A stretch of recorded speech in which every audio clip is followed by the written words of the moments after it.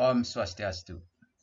Anak-anak sekalian, kita berjumpa kembali dalam pembelajaran di rumah melalui video pembelajaran. Nah, kita akan menginjak dengan tema 8 ya. Ini tema 8 mengenai Praja Mudakarana. Nah, anak tahu apa itu Praja Mudakarana? Nah, ini kepanjangan dari Pramuka, Praja Mudakarana. Kita akan belajar tentang subtema 1 ya. Aku anggota Pramuka. Nah, dalam subtema 1 dari tema 8 ini kita akan belajar tentang variasi pola irama lagu. Nah, apa saja yang ada di variasi pola irama lagu? Nah, mari kita lihat. Coba Anda perhatikan slide video ini ya. Itu kita akan membicarakan apa yang dimaksud dengan pola irama. Nah, pola irama adalah panjang pendeknya bunyi. Nah, materi ini sebenarnya sudah di semester 1. Kita ulang lagi, kita perdalam, kita tekankan materi tersebut sebagai dasar kita untuk mempelajari materi yang lebih tinggi di kelas 4 nanti ya. Jadi pola irama adalah panjang pendeknya bunyi ya. Nah, dalam pola irama kita bicara tentang panjang pendeknya bunyi. Nah, panjang pendeknya bunyi dapat dihitung berdasarkan ketukan ya. Jadi panjang pendeknya bunyi dalam sebuah lagu dihitung berdasarkan ketukan. Nah, pola irama ini berjalan menurut birama. Nah, namanya birama itu ada 4/4, 3/4 ya. Nama ketukan. Nah, jadi lagu yang dihitung dengan beberapa ketukan ya. Birama, apa yang maksudnya birama? Birama adalah kuat lemahnya bunyi dalam lagu. Birama, kuat lemahnya bunyi dalam lagu.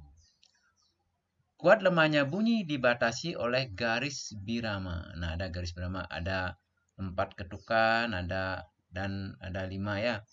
Kemudian tanda birama contohnya. Nah, seperti tadi Pak bilang, birama adalah kuat lemahnya bunyi dalam lagu. Nah, tanda birama ini contohnya itu 4/4. Nah, setiap birama ada 4 ketukan ya. Setiap birama ada 4 ketukan. Ya. Jadi pada dasarnya setiap birama ada 4 ketukan ya. Nah, itu materi bagian A. Dalam materi bagian A ini juga kita akan belajar tentang pengenalan pramuka. Apa sih namanya pramuka? Jadi apa namanya pramuka? Ya, pramuka adalah singkatan dari Praja Mudakarana. Nah, Praja Mudakarana. Nah, apa lambang dari pramuka? Jelas, tunas kelapa. Nah, pramuka di SD ada pengelompokan berdasarkan usia 7 sampai 10 tahun. Pramuka itu dikelompokkan dalam pramuka siaga. Jadi anak-anak kelas 1, 2, dan 3 termasuk pramuka siaga ya. Pramuka siaga. Nah, masih ingat anak lagu pramuka? Nah, ada lagu pramuka namanya Himne Pramuka. Coba kita nyanyikan sama-sama ya. Kami Pramuka Indonesia, manusia Pancasila, satyaku ku dharmakan, dharmaku ku baktikan, agar jaya Indonesia, Indonesia, tanah airku, kami jadi pandumu. Jadi kita ulang lagi sekali ya. Himne Pramuka ya.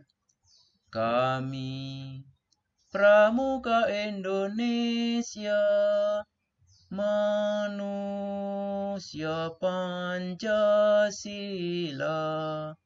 satyaku ku dharmakan, dharmaku ku baktikan, agar jaya Indonesia, Indonesia, tanah airku, kami jadi pandumu. Nah, itulah lagu pramuka, himne pramuka dari Indonesia ya. Nah, Berbicara tentang pramuka, kita mempunyai lambang pramuka. Apa lambang pramuka kita? Itu tunas kelapa. Ya, mengapa tunas kelapa ini kita dijadikan lambang pramuka oleh pemerintah Indonesia? Karena tunas kelapa berasal dari pohon nyur, ya, pohon nyur. Itu. Jadi buah nyur ini dapat hidup di mana-mana. Sama dengan kita, pramuka. Pramuka bisa hidup di pantai, di pegunung, dan di tempat yang lainnya. Jadi pramuka adalah siap hidup di mana saja. Nah, inilah cikal bakal pramuka ya. Kemudian selain tunas kelapa itu dapat hidup di mana? Buah nyur jika belum dipecah ya, masih dalam bentuk bulatan, itu dapat bertahan lama. Kalau buah kelapa disimpan dalam beberapa lama, itu akan tumbuh tunasnya, namanya pijernya ya. Jadi dia akan hidup sesuai dengan kondisi alam yang ada. Kalau dia di pantai kan hidup di pantai ya. Kalau hidup di pegunungan juga di pegunungan ya. Tetap dia berbuah ya. Kemudian pohon nyur ini juga dapat menyesuaikan diri. Nah, jadi seperti tadi Pak bilang, kalau pohon nyur itu jatuh atau hanyut dia ke pantai, di pesisir pantai dia akan tumbuh di pantai. Kalau pohon nyur itu ditanam di pegunungan, dia akan hidup di pegunungan ya. Jadi itu arti lambang pramuka tunas kelapa, mengapa pohon kelapa di buah kelapa dijadikan lambang pramuka. Selain itu, buah kelapa dijadikan lambang karena pohon kelapa dari ujung daun sampai akarnya serbaguna ya, dapat dimanfaatkan berbagai ya. Kalau buahnya bisa dijadikan makanan, daunnya bisa dijadikan anyaman kebelah ketupat dan lain sebagainya ya. Kemudian pohon kelapa ini menjulang tinggi dia, karena dia akan menjaga bahwa dia akan berusaha mengejar cita-citanya setinggi langit. Karena tidak ada pohon kelapa pendek ya, atau kate ya, atau cebol, tapi pohon kelapa pasti akan menjulang tinggi ke atas dia ya. Kemudian pohon kelapa kalau akarnya kuat, jadi dia akarnya kuat di dalam tanah dan dapat menjaga keseimbangan. Biarpun pohon kelapa itu buahnya banyak, dia dapat menjaga keseimbangannya ya. Dia kuat. Sekuat-kuatnya pohon kelapa tetap menjulang tinggi dia. Biarpun diterjang ombak, dia akan kuat. Terjang angin, dia akan kuat karena akarnya kuat ya. Jadi pohon kelapa seperti kita wujudkan dalam pramuka, kuat dia mengejar cita-citanya ya. Mengapa pohon kelapa juga dipergunakan? Nah, seperti tadi Pak bilang, udah serbaguna ya. Jadi pohon kelapa, buah kelapa banyak dimanfaatkan sebagai makanan, kayunya sebagai bahan bangunan, akarnya sebagai bahan ukiran, seperti bisa dipakai kursi ya, diukir ya, dan lain sebagainya. Jadi buah kelapa dijadikan lambang pramuka karena serbaguna, serba bisa ya. Kita lanjut. Dalam materi ini kita juga akan belajar mengenai simbol-simbol negara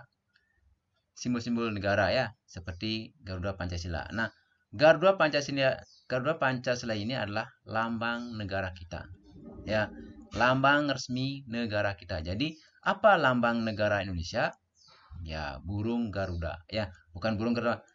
Apa lambang negara Indonesia adalah Garuda Pancasila. Jangan bilang burung Garuda. Garuda Pancasila. Jadi lambang negara kita adalah Garuda Pancasila, bukan burung Garuda ya. Itu ya. Lambang Garuda Pancasila. Nah, mengapa Indonesia memakai lambang Garuda sebagai lambang negara? Karena burung Garuda burung yang terkuat yang punya kekuatan, kebesaran ya, mengepakkan sayapnya seluruh Indonesia ya. Jadi mengapa Garuda dipakai lambang oleh negara Indonesia lah? Karena saking kuatnya, saking besarnya burung Garuda yang bisa melindungi ibu pertiwinya ya. Seperti dalam cerita Sang Garuda ya. Silakan anak baca cerita Sang Garuda, mungkin anak-anak bisa cari di internet.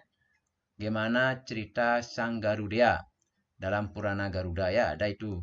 Nah, anak-anak bisa tanyakan pada guru agamanya, gimana sih sepak terjang Sang Garuda dalam menolong ibunya yang sedang kesusahan ya. Nah, silakan ditanyakan dalam guru agamanya ya. Jadi semua cerita itu mengandung arti yang sangat bermakna, yang bisa diambil hikmahnya ya. Kita lanjut. Nah, bagian-bagian dari lambang Garuda Pancasila. Bagian kepala burung Garuda menoleh ke sebelah kanan. Mengapa burung Garuda itu menoleh ke sebelah kanan? Karena burung Garuda menoleh ke sebelah kanan itu mencirikan bahwa lambang negara kita adalah berjiwa dharma, itu selalu menjunjung dharma ya, menjunjung kebaikan ya. Jadi dharma itu kanan dharma, kalau kiri kejahatan ya. Mengapa? Kita contoh. Tangan anak-anak, tangan kanan pasti tangan kanan anak untuk mengambil makanan, memasukkan makanan ke dalam mulut. Namun tangan kiri, apakah boleh memasukkan makanan dalam tangan kiri? Tidak boleh. Mengapa? Karena tidak sopan. Mengapa tidak sopan? Karena tangan kiri hanya berguna untuk membersihkan bagian bawah kita ya, seperti pantat. Itu cebokan habis kita BAB ya. Tahu BAB? BAB adalah buang air besar ya, buang air besar. Kalau BAK buang air kecil ya. Jadi biar tidak jorok kita bilang itu habis cebokan ngengek ya. Itu jorok kata-katanya. Tapi kita bilang BAB, itu buang air besar ya. Itu. Kemudian di leher burung Garuda terdapat perisai menyerupai jantung. Nah, jadi lambang Garuda kita ada perisai. Nah, perisai ini sebagai ya tameng, sebagai kekuatan untuk menolak segala hal-hal buruk ya. Kemudian leher, sayap, dan ekor memiliki sejumlah bulu sesuai dengan arti-artinya ya. Kita akan lanjut nanti materi yang lebih mendalam tentang lambang Garuda ya. Kita lanjut. Nah, bangsa Indonesia mempunyai beberapa identitas. Jadi identitas bangsa Indonesia banyak sekali, yaitu seperti contoh identitas bangsa Indonesia dalam lagu. Nah, karena Indonesia mempunyai lagu kebangsaan, yaitu lagu kebangsaan Indonesia adalah lagu Indonesia Raya. Itu karena siapa? W.R. Supratman. Nah, itu ya. Karena lagu Indonesia Raya setiap upacara bendera pasti dinyanyikan. Setiap rapat, setiap sidang MPR, DPR pun akan tetap dinyanyikan sebagai lagu kebangsaan, sebagai identitas bangsa Indonesia ya. Kemudian apa bahasa kesatuan kita? Ya, bahasa Indonesia yang kita peringati setiap tanggal berapa? Bahasa kesatuan kita, bahasa Indonesia kita peringati setiap 28 Oktober. Itu namanya bulan bahasa ya. Nanti bulan bahasa kita akan mengadakan beberapa lomba ya. Nah, apa lambang negara kita? Ya, kita sudah tadi pelajari. Apa lambang negara kita adalah Garuda Pancasila. Jangan bilang apa lambang negara Indonesia burung Garuda, salah ya. Jadi lambang negara Indonesia adalah Garuda Pancasila, bukan burung Garuda, tapi Garuda Pancasila. Jadi ada Pancasilanya. Kalau burung Garuda ya burung Garuda biasa jadinya ya. Nah, selain itu ada identitas bangsa Indonesia, itu bendera Indonesia. Apa bendera Indonesia? Itu sang merah putih. Kemudian ada semboyan Indonesia, bangsa Indonesia, yaitu Bhinneka Tunggal Ika. Saya akan lebih lanjut kita pelajari nanti semboyan Bhinneka Tunggal Ika ada di tema 2 ya. Kita lanjut. Lanjut apa tadi? Ya. Nah, lanjut. Nah, dalam materi tema 7 subtema 1 kita akan pelajari sudut. Nah, jadi anak-anak kita belajar tentang sudut. Sudut adalah apa yang maksud sudut?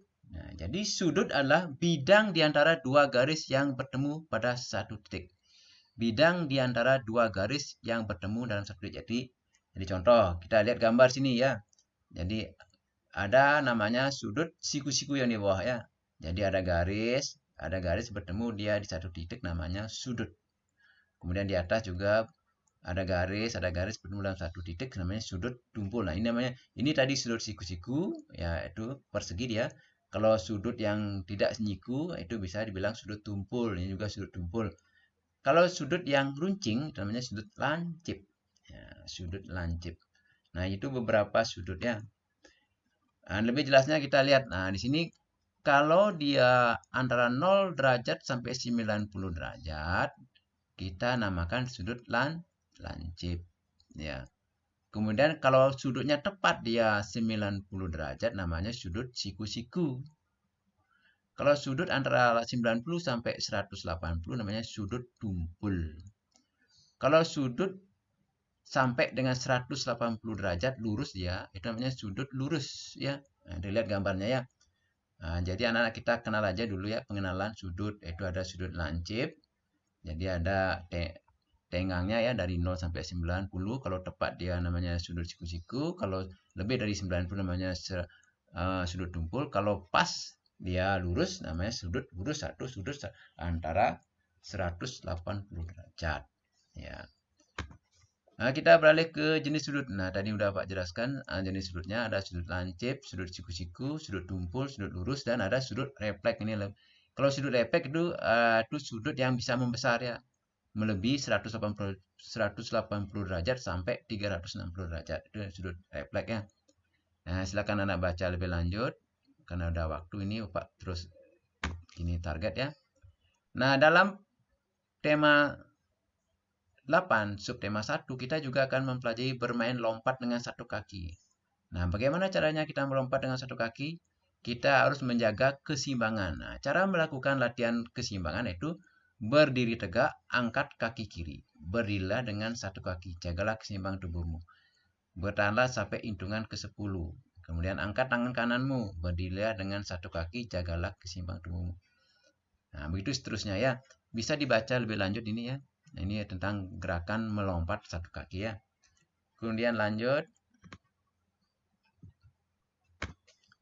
Nah, menulis kembali bacaan ya. Nah, jadi anak-anak jika diberikan suatu wacana ya oleh Pak Guru maupun Bu Guru ya. Jadi kita belajar menuliskan kembali hasil bacaan. Dalam menuliskan kembali hasil bacaan, Bapak ulang. Dalam menuliskan kembali hasil bacaan, kita akan belajar tentang peta konsep atau peta pikiran. Apa yang dimaksud peta pikiran? Jadi peta pikiran adalah suatu cara mengorganisasikan dan menyajikan konsep, ide, tugas, atau informasi lainnya dalam bentuk diagram radial, hierarkis, dan nonlinear. Ya. Jadi setelah anak membaca suatu wacana, nanti kita akan mengumpulkan peta pikiran. Nah, istilahnya ini seperti kerangka karangan ya. Apa saja yang dijelaskan kita ambil poin-poinnya saja ya. Namanya peta pikiran. Nah, itu hanya. Jadi anak akan tahu dan harus tahu apa yang dimaksudkan peta pikiran. Nah, inilah peta pikiran. Nah, suatu cara mengorganisasikan, menyajikan konsep yang telah dibaca ya. Jadi ringkasnya, apa yang anak baca dalam buku, dalam wacana, bisa anak petakan sendiri, konsepkan sendiri, ini idenya, ini tugas-tugasnya ya, ini informasinya ya. Lebih lanjut, nah kita kembali mengenal lebih detail lambang negara kita, Garuda Pancasila, sesuai dengan Undang-Undang Nomor 24 Tahun 2009. Nah, sesuai Undang-Undang Nomor 24 Tahun 2009 tentang bendera, bahasa, lambang negara, dan lagu kebangsaan digunakan sebagai aturan berikut. Nah, jadi semua lambang-lambang negara harus dipasang di gedung, kantor, ruang kelas. Juga di luar gedung atau kantor. Dan setiap lembaran negara yang diterbitkan, berita negara yang diterbitkan oleh negara, harus ada logo Pancasilanya. Atau logo Garuda Pancasilanya ya. Setiap password, ijazah, dokumen, nah BPKB, itu tetap dia memakai lambang burung Garuda ya. Uang logam juga pakai uang logam, uang kertas juga ada lambang negara kita Garuda Pancasila. Juga di meterai. Nah, jadi pemakaian lambang negara Garuda Pancasila terjadi pada uang logam, meterai, dan sebagainya. Silakan dibaca kembali ya. Nah, tonton terus videonya, baca pelan-pelan ya. Ya. Satu kali belum mengerti, lagi dibaca ya, lagi tonton gininya ya. Kita lanjut. Nah, karena kita berbicara tentang lambang Garuda Pancasila di Indonesia. Jadi pemerintah Indonesia juga membuat lagu Garuda Pancasila. Nah, lagu Garuda Pancasila inilah ciptaan dari Sudarsono ya. Sudarsono ya. Lagu Garuda Pancasila adalah ciptaan dari Sudarsono ya. Mari kita nyanyikan sama-sama ya. Karena semua lagu wajib perlu anak kenal dan bisa dinyanyikan ya. Karena ini merupakan nilai SBDP-nya ya tentang seni budaya dan prakarya. Kita belajar dulu ya Garuda Pancasila. Yuk kita mulai belajar lagu Garuda Pancasila. 1, 2, 3. Garuda Pancasila, akulah pendukungmu, patriot proklamasi, sedia berkorban untukmu. Pancasila dasar negara, rakyat adil makmur sentosa, pribadi bangsaku. Ayo maju, maju, ayo maju, maju, ayo maju, maju. Nah, yang lagi sekali ya. Garuda Pancasila, akulah pendukungmu, patriot proklamasi, sedia berkorban untukmu.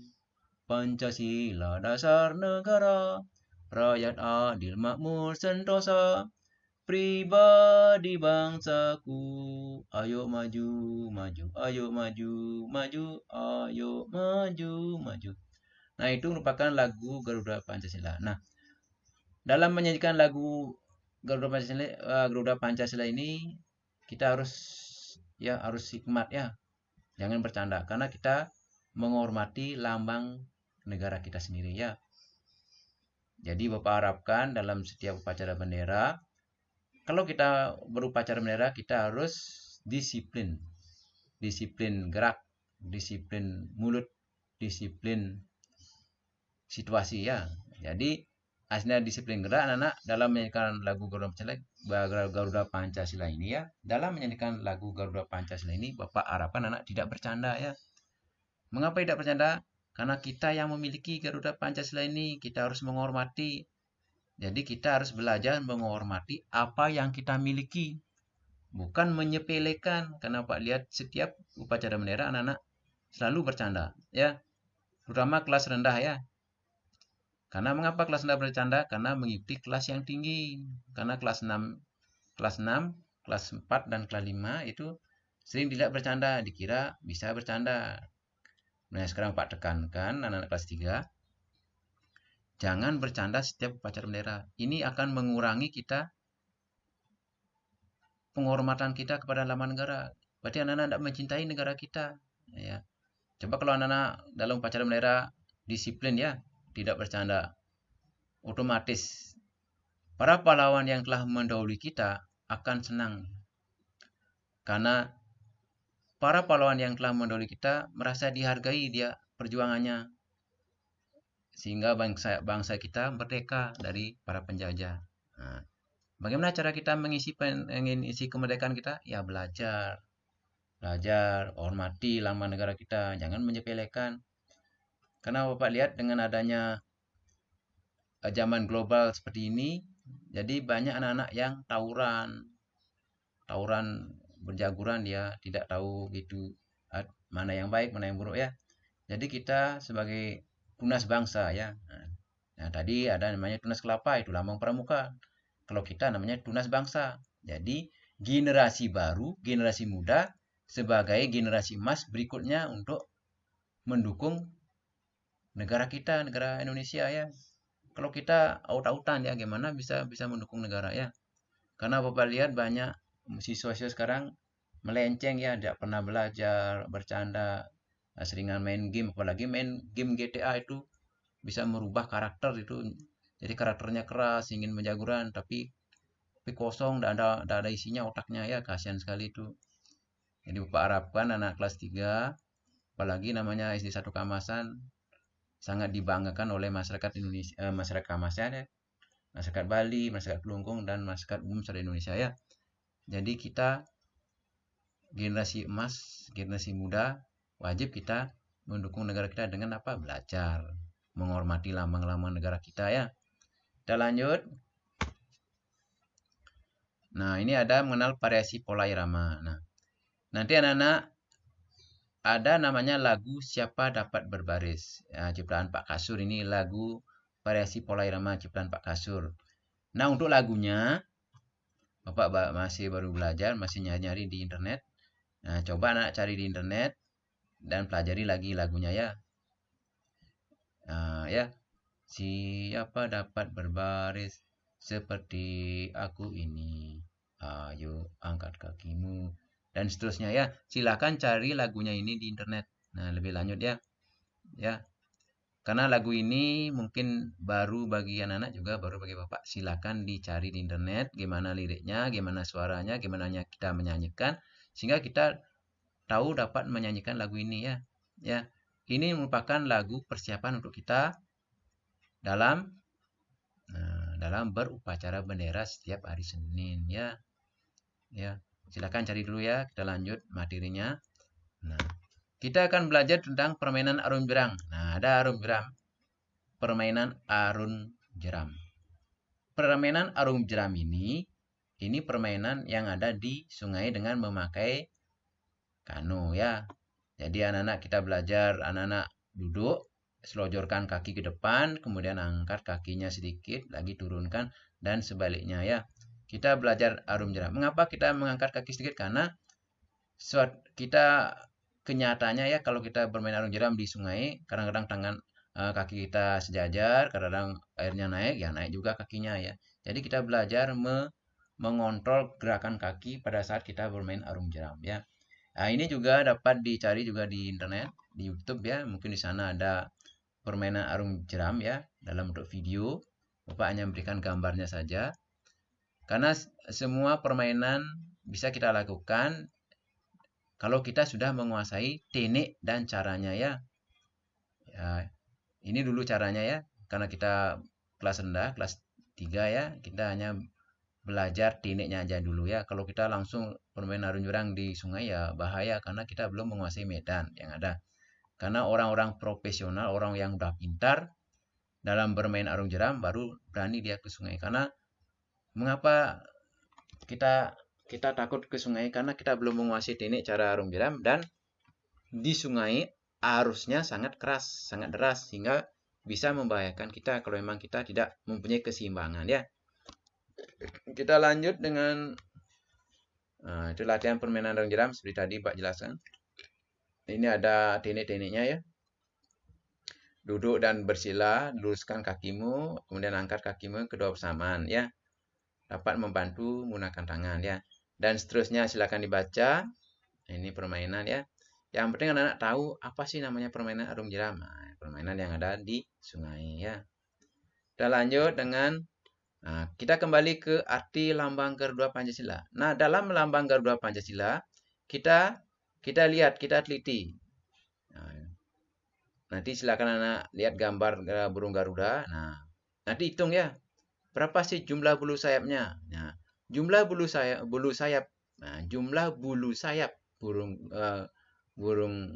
atau lambang Garuda Pancasila ini adalah 17. Nah, mengapa 17? Karena ini mencirikan tanggal kemerdekaan kita, tanggal 17. Ya. Jadi kita lambangkan dengan bulu sayap berjumlah 17.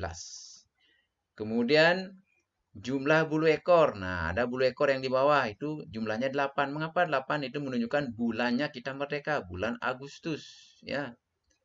Kemudian jumlah bulu leher. Nah, itu jumlahnya 45. Itu melambangkan tahun kemerdekaan kita. Ya. Semua mengandung makna ya.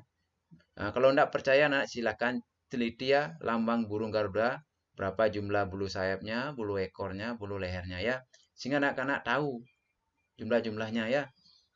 Ya, kita harus tahu karena itu lambang negara kita. Apa yang kita miliki kita harus tahu lambang negara kita ya. Kita lanjut. Di dalam lambang Garuda Pancasila juga ada beberapa warna yang banyak mengandung pengertian atau mengandung arti ya, mengandung makna. Nah, seperti contoh warna putih di lambang perisainya itu lambang kesucian dan kebenaran. Jadi suci, putih, kemurnian. Kemudian ada warna hitam, artinya memiliki keabadian. Nah, seperti ada apa tuh banteng, warnanya hitam itu melambangkan keabadian. Ada warna merah, artinya keberanian. Tadi yang putih kesucian, merahnya artinya keberanian. Warna hijau artinya kesuburan, kemakmuran. Nah, mungkin ada warna kuning itulah itu berarti lambang keemasan kita ya, zaman keemasan kita ya. Ya. Nah, di dalam lambang Garuda Pancasila kita lihat jadi Garuda Pancasila tadi mencengkram sehelai pita. Nah, sehelai pita ini bertuliskan semboyan Bhinneka Tunggal Ika. Nah, apa sih arti kata bineka? Nah, arti kata bineka adalah beraneka ragam. Nah, beraneka ragam dan berbeda-beda.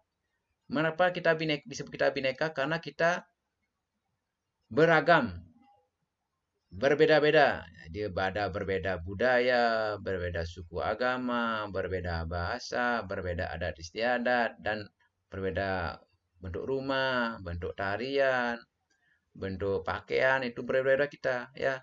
Jadi kita bineka di sini di Indonesia ya. Tunggal artinya satu. Dalam berbeda kita itu kita jadikan satu. Satu bahwa kita bangsa Indonesia bukan suku Bali, bukan suku Jawa, bukan suku Lombok, bukan suku Kalimantan ya. Kita Indonesia jadi satu ya. Ika jua pasti ya.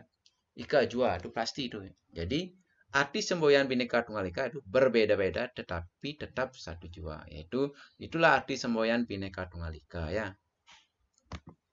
Nah, lagi kita akan mempelajari tentang pramuka ya. Apa sih pramuka? Nah, tadi udah ya praja, muda, karana.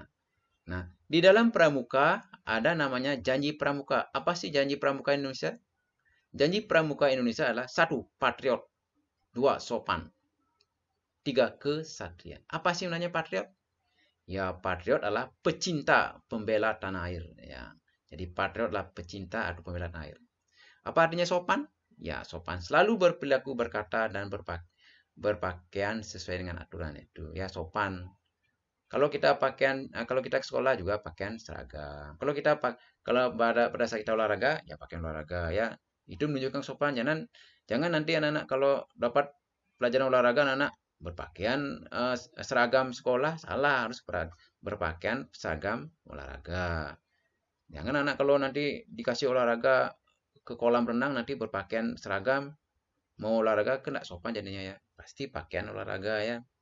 Jadi sesuaikan dengan situasi. Kalau kita mau berenang, pakaian renang. Kalau kita mau olahraga, pakaian olahraga. Kalau kita mau belajar, ya pakaian seragam. Jadi pakaian seragam ini menunjukkan kita sama. Tidak ada miskin, tidak ada kaya, tidak ada ganteng, tidak ada bocok ya atau bodoh ya. Semua sama ya. Apa artinya kesatria? Ya, kesatria artinya orang yang gagah berani membela kebenaran. Itu kesatria. Nah, seperti contoh, kesatria baja hitam itu menghancurkan monster-monster, itu kesatria namanya. Ada itu kesatria Arjuna menghancurkan Korawa yang berbuat jahat. Itu banyak lagi. Ada banyak itu film-film kartun yang anak udah tonton ya. Ya. Kemudian lanjut materi berikutnya itu wawancara. Wawancara tentang Bhinneka Tunggal Ika. Apa sih namanya wawancara? Nah, apa namanya wawancara? Mungkin anak pernah dengar. Yuk kita wawancara dulu.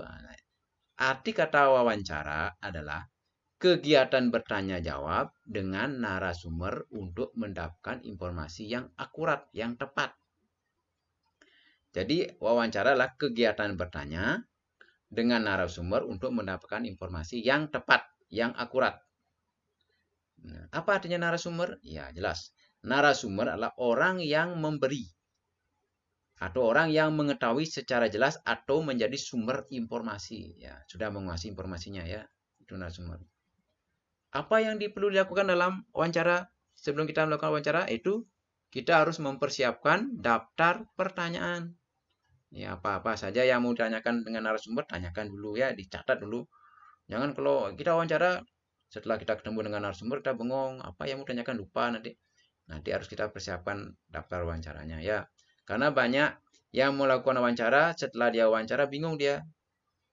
Karena paling-paling dia bisa menanyakan 2 pertanyaan, padahal banyak yang perlu ditanyakan. Itu mengapa kita melakukan wawancara untuk menyelesaikan tugas ya. Ya. Nah, kemudian ada warna pada lambang Garuda. Seperti tadi Pak jelaskan. Nah, silakan buat daftar ya. Buat daftar warna-warna yang ada pada lambang Garuda dan artinya ya. Kalau warna hitam, apa saja yang ada warna hitam di lambang tersebut? Dengan bukan contoh ya. Lambang hitam ada pada kepala banteng. Nah, artinya apa ada warna hitam? Keabadian. Dan selanjutnya ya, itu tugas anak-anak sendiri ya. Kerjakan dulu. Nah, kemudian lambang pramuka. Nah, ini Bapak hanya memperlihatkan simbol-simbol pramuka ya. Karena gambarnya kecil, juga tulisannya kecil. Nah, ini tugas untuk anak-anak ya. Silakan tulis simbol-simbol pramuka dan artinya ya. Ini anak-anak bisa cari di internet ya. Ya, simbol-simbol pramuka ya. Simbol-simbol pramuka ya. Nah, hanya itu saja yang Bapak dapat sampaikan tentang materi tema 8 subtema 1.